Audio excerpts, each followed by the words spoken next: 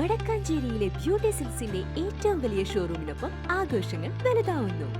ഒരുക്കങ്ങൾ കൂടുതൽ ബ്യൂട്ടിഫുൾ ആവുന്നു. സ്വപ്നങ്ങളിൽ പുത്തൻ വർണ്ണങ്ങൾ വിരുന്നെത്തുന്നു. ഇനി ഓരോ കല്യാണങ്ങളും ആഘോഷങ്ങളും കളർഫുൾ ആവുന്നു. നിങ്ങളുടെ മനസ്സറിഞ്ഞ കളക്ഷനുകൾ തിരഞ്ഞെടുക്കാൻ അനേകം സെലക്ഷനുകളുമായി നിങ്ങൾ ആഗ്രഹിച്ച വിലക്കുറവിൽ വടക്കാഞ്ചേരിയിലെ ഏറ്റവും വലിയ വെഡിംഗ് സെന്ററായ ബ്യൂട്ടി സിൽക്സിനൊപ്പം ഷോപ്പിംഗ് ആഘോഷമാക്കാം. ഓരോ ഒരുക്കങ്ങളും ബ്യൂട്ടിക്കൊപ്പം.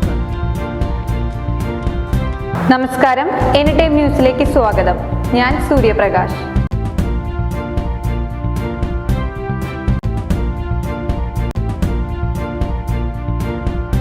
നമസ്കാരം, എനി ടൈം ന്യൂസിലേക്ക് സ്വാഗതം. ഞാൻ സൂര്യപ്രകാശ്.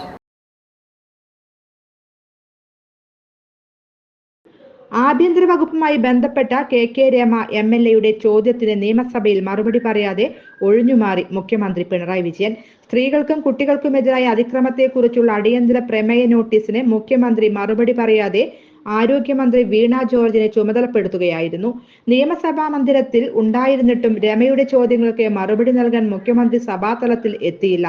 സ്ത്രീകളുടെയും കുട്ടികളുടെയും വകുപ്പ് വീണ ജോർജിനായതുകൊണ്ടാണ് മറുപടി നൽകാൻ അവരെ ഏൽപ്പിച്ചതെന്നാണ് ഇത് സംബന്ധിച്ച് മുഖ്യമന്ത്രിയുടെ ഓഫീസ് നൽകുന്ന വിശദീകരണം. എന്നാൽ ആഭ്യന്തര വകുപ്പ് കൈകാര്യം ചെയ്യുന്ന മുഖ്യമന്ത്രി മറുപടി നൽകേണ്ട ചോദ്യങ്ങളായിരുന്നു രമ ഉയർത്തിയതിലധികവും. സ്ത്രീകൾക്കും കുട്ടികൾക്കും നേരെയുള്ള അതിക്രമങ്ങൾ വർദ്ധിച്ചു വരുന്നത് വളരെ ഗൗരവമുള്ള വിഷയമാണ്. ഇതിൽ പോലീസ് നടപടി കൂടി ഉള്ളതിനാൽ മുഖ്യമന്ത്രി മറുപടി പറയേണ്ടിയിരുന്നു. എന്നാൽ മുഖ്യമന്ത്രി നിയമസഭയിൽ ഹാജരായില്ല.